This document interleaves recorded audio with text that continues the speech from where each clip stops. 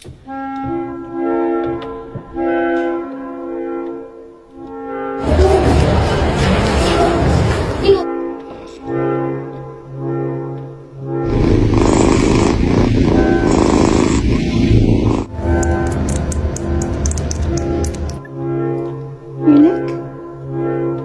Sir?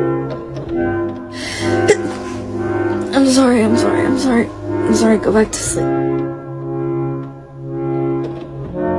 Oh my God, my Shayla.